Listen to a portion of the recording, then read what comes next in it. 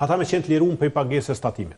Deri në 30.000 me pagu mbi bazën e fitimit real, si ju bën më lirë bizneset me pagu.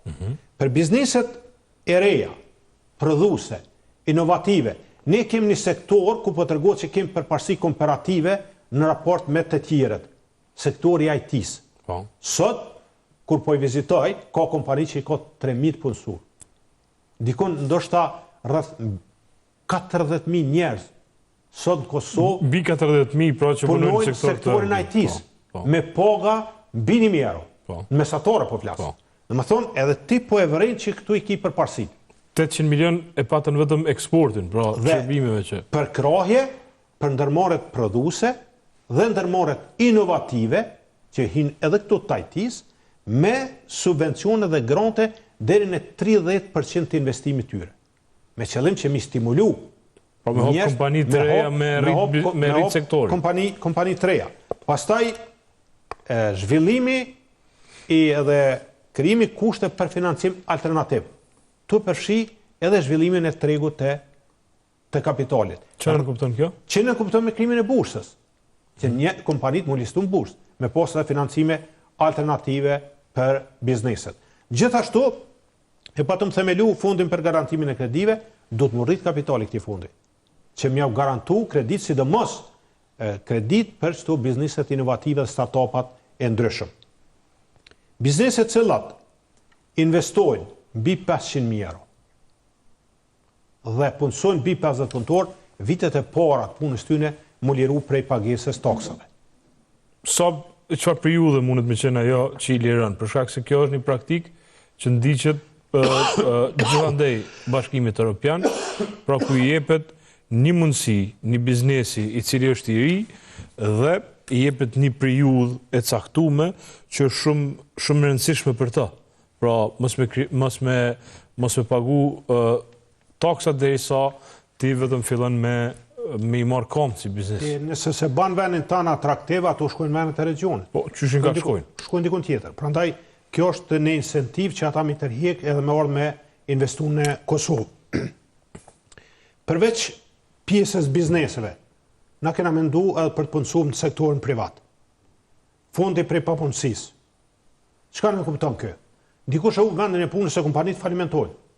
Gjithandej botës edhe tek në Kosovë. Dhe nëse dikush e humb vendin e punës, jo me mendu mujnë e parë çka ka me bo me kistin e kredis. Qysh e pagun kistin e kredis? Qysh e pagun faturat e rrimës? Qysh me shkuaj me mendu me kalu në asistencë sociale? Derisa të ristrukturohet, të kvalifikohet, 80% pagës të fundit për 6 muaj më mbulu shteti. Pra, Zoti Hamza, nëse të kuptova drejt, pra, ju po thoni, ndihmesa për fillimisht, ndihma ndaj sektorit të IT-s, që nënkupton pra grante për këtë biznes, mënyrë që të zhvillohet më tej, meqense që aty është potenciali, pra janë 40.000 njerëz të punësuar aktualisht, thuhet që është 800 milion eksporti pra i shërbimeve që ata i bojnë.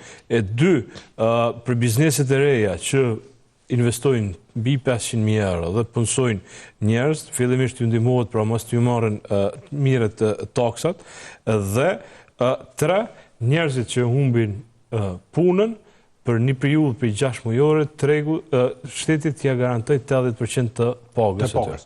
Me qëllim edhe krijimin e gjykatës punës mos të harroj. Gjykata punës që merret me lonë që kanë bën me marrëdhënien e punës. Jo njerëz me shku në procedurë ligjore dhe me prit realizimin e të drejtë 4-5 vite. O shumë. Absolutisht. Dhe mas 5 vite të kthen punë, po ai ka humbur shumë. Prandaj kjo mu merr ekskluzivisht me trajtimin e lëndëve të kësaj natyre, edhe me u shkaku sistemi gjyqësor, gjykata tjera prej kësaj pjese. Me bizneset forta zhvillohet ekonomia. Si zhvillohet ekonomia?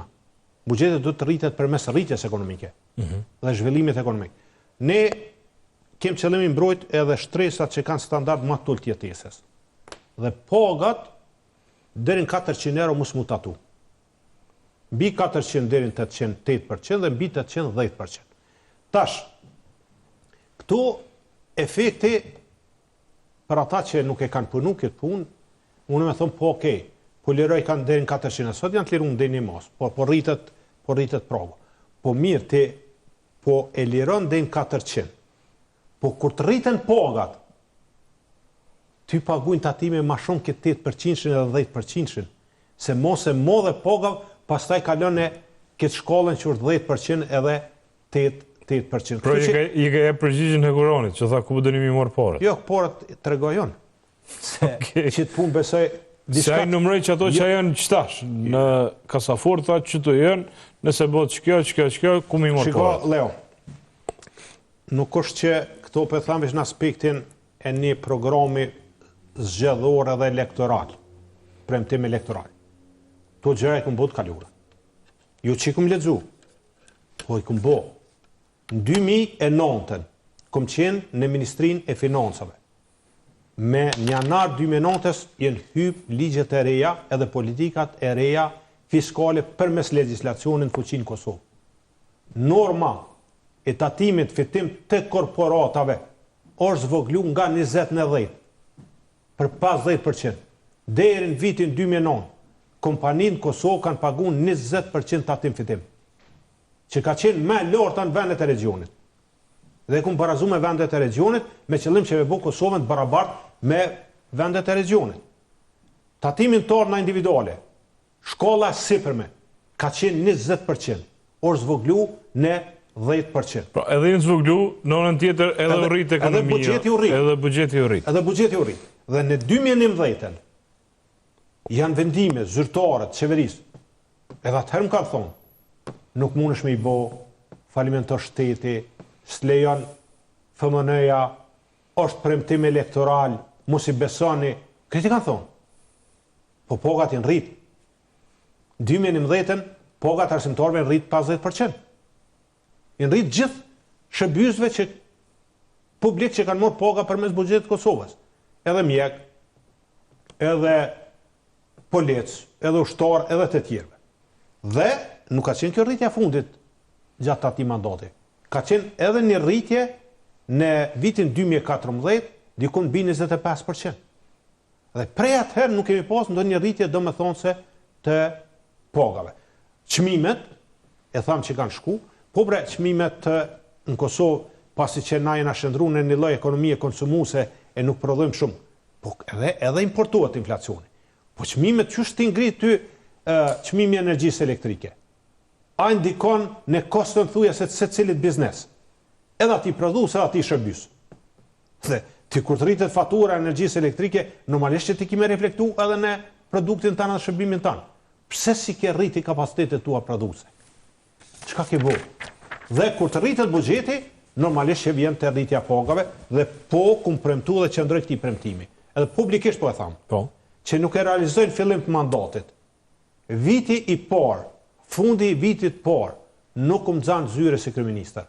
Nëse nuk do t'i rritni pagat, nëse si rriti pagat, për 50%. Nëse se mboj premtimin për rritjet pagave, ju jepni dorëheqje. Unë jepi dorëheqje dhe fundi vitit nuk më prem zyret kryeministrit. Kërkoj falje, tham, ka qenë premtim, ka qenë një lloj kontrate me juve, më keni votuar edhe për çet arsye, jo vetëm për çto, po një prej arsyeve, unë nuk e mbojta premtimin, unë e ica. Vjeti kusht tjetër. Pra ju po garantoni me postin e juj që do t'jeni aty edhe mrana vitit parë të qeverisjes. Me postin tam do t'i rritni pagat për 50%. Përfundimin e angazhimit tam politik.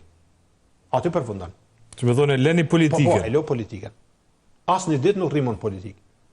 E kam shumë të kalkulun këto edhe shumë serioze. Nuk jam dal këtu me fol për një grosht vota edhe mos me mojt fjale.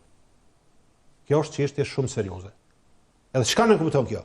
Dikur që ka pagën 800 euro, ka me morë 1200. Dikur që ka 900, ka me morë 1350 euro. Le të kalkulojmë familjen. Nuk është jo nehershme, se unë çdo pagesë që bëhet është e mirë. E kryjmë për një punë, po njerëzit kanë nevojë që kjo të jetë e qëndrueshme, e parashikueshme me qëllim që mi planifiku nevojat e veta. Paga 13, mirë është bre? Po kalkulu, paga 13, 10% rritje pagës. ti ke pas 12 poga, ashtu kanë bërë 13, as aty s'del krejt, po që po thëmë qashtu.